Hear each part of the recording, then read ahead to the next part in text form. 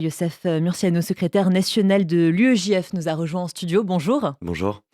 Alors hier, un amphithéâtre de Sciences Po Paris a été bloqué par des militants pro-palestiniens en soutien à Gaza. Vous étiez sur place. Que s'est-il réellement passé et qui a décidé de ce blocus?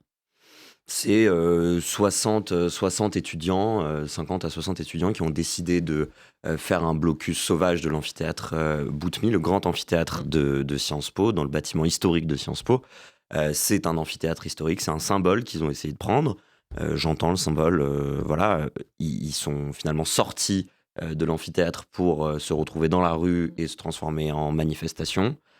Moi, j'étais là à ce moment-là dans la manifestation, mais le matin, devant cet amphithéâtre, il y avait des étudiants juifs de l'UEJF qui circulaient, qui ont essayé de rentrer, dont une particulièrement, qui s'est fait interdire l'entrée de cet amphithéâtre parce que sioniste, en disant ne la laissez pas rentrer, c'est une sioniste.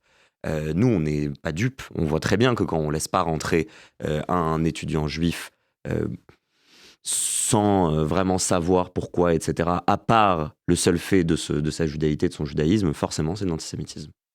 Et on peut dire que l'antisionisme est utilisé aujourd'hui comme un paravent finalement à l'antisémitisme. C'est la preuve là hier, ce qui s'est passé. Alors, je trouve que ça en devient si évident que c'est Mm. même, enfin, l'expression paravent est maintenant désuète. En réalité, enfin, on est en train d'essentialiser quelqu'un seulement parce que elle est juive. C'est même pas de l'antisionisme là. On est complètement dans l'antisémitisme. On ne critique pas l'État d'Israël. On n'est pas en train de remettre en cause le droit à Israël d'exister, etc. Tout ça qui serait de l'antisionisme et antisémite, etc. Là, on est de l'antisémitisme pur. On a juste dit à une jeune fille, tu ne rentres pas parce que tu es juif, c'est tout. Et alors, il y a aussi eu cet événement, vous en parliez, à l'extérieur de Sciences Po. Donc, vous avez appelé, vous, les étudiants de l'UEJF, à une minute de silence, à la libération des otages. Aussi, quelle a été la réponse à cela des militants pro-palestiniens? Des sifflets, des hurlements et un slogan, From the river to the sea, Mm. qui veut dire de la rivière à la mer. Alors, du Jourdain à la mer, ce qu'on entend en fait, c'est que la libération de la Palestine, elle doit se faire au détriment de l'existence de l'État d'Israël.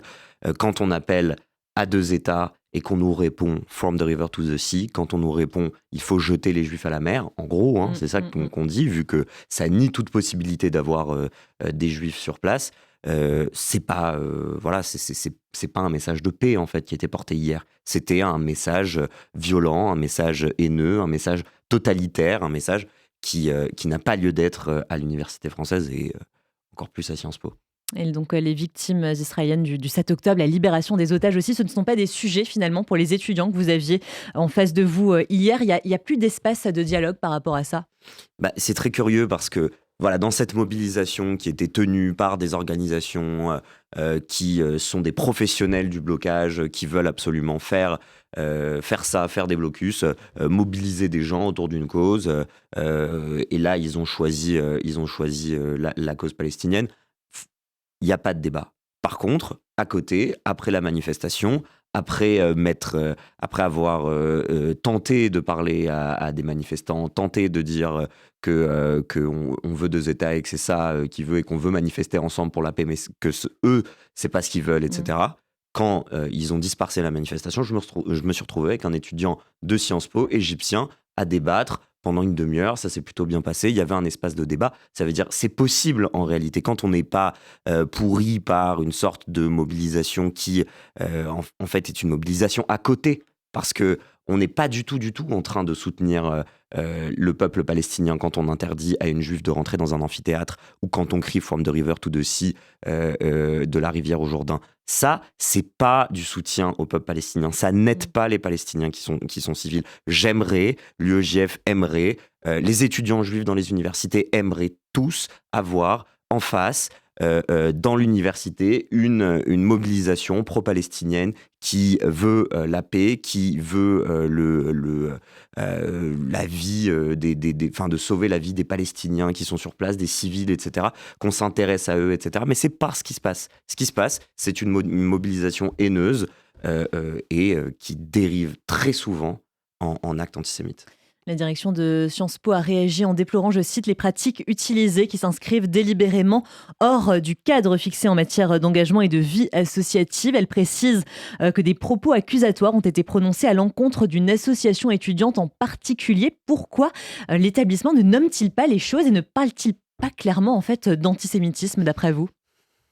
Je me demande, moi, si ce communiqué aurait été différent, si ce blocage de cette étudiante-là et cet empêchement d'entrée avait eu lieu. Je pense pas. Je pense que c'est exactement la même chose. Ils ont réagi à un blocage en disant c'est une forme de militantisme que l'on condamne, qui est illégale, qui est hors du cadre, etc. C'est pas du tout, on parle pas du tout d'antisémitisme là, on est en train d'éviter le sujet, on prononce même pas le nom de l'association Bien parce sûr. que il se trouve que dans l'UEJF il y a juif, on essaye d'éviter de prononcer le mot, voilà, on en est. La direction de Sciences Po précise que l'administration se réserve le droit de saisir la section disciplinaire à l'encontre de certains étudiants. Vous, évidemment, vous exigez des sanctions exemplaires contre ces étudiants pro-palestiniens. Qu'attendez-vous concrètement de Sciences Po? Bah, je pense la possibilité d'une mobilisation saine, la possibilité d'un débat, la possibilité d'être un haut lieu de rencontre des opinions, de faire en sorte que les quelques-uns qui crient plus fort que les autres et qui veulent empêcher toute possibilité de discussion, etc., parce qu'ils savent qu'ils sont dans une sorte de course là à la radicalité et à la totalité. Hein. Enfin, franchement, il y a une forme de totalitarisme dans leur mobilisation.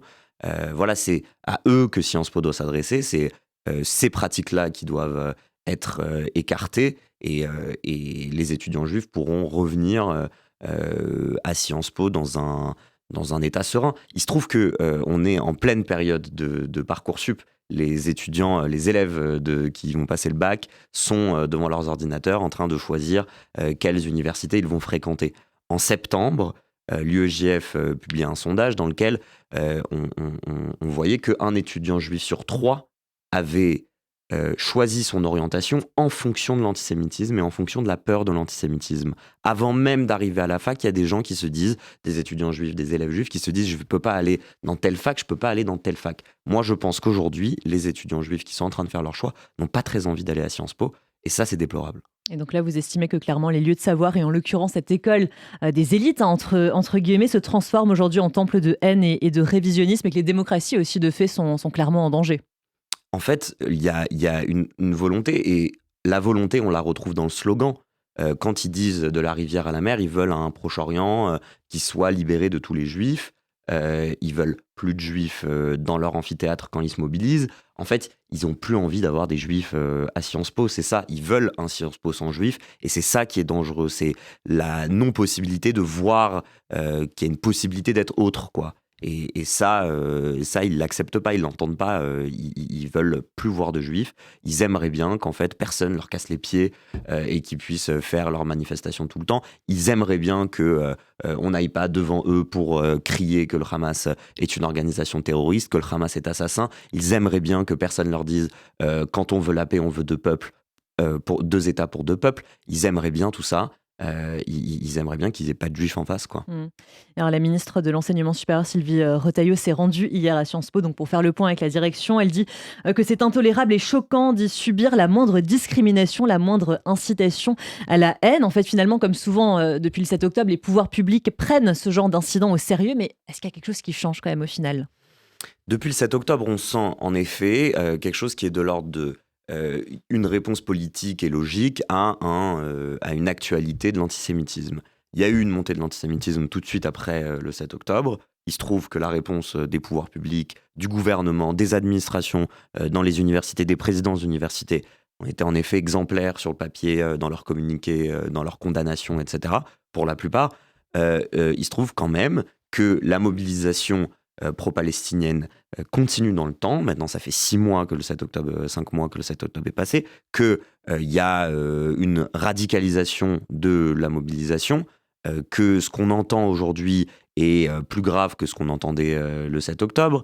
Il y a des combats qui ont été gagnés, comme le fait de dire Hamas résistant. Enfin, dans plein d'universités, il y a eu des organisations qui ont tenté de le dire au lendemain du 7 octobre, et finalement ont rétropédalé parce qu'ils ont compris que ça ne pourrait pas se dire en France. Et là, ça continue. Il y a d'autres choses, en fait. Il y a d'autres combats. Et sur ces autres combats, on a besoin d'être soutenu. On a besoin que, en fait, quand on entend une mobilisation pro-palestinienne qui dit génocide en parlant de ce qui se passe à Gaza, il faut réagir. Il faut que les étudiants juifs puissent débattre et il faut que l'administration organise un débat serein.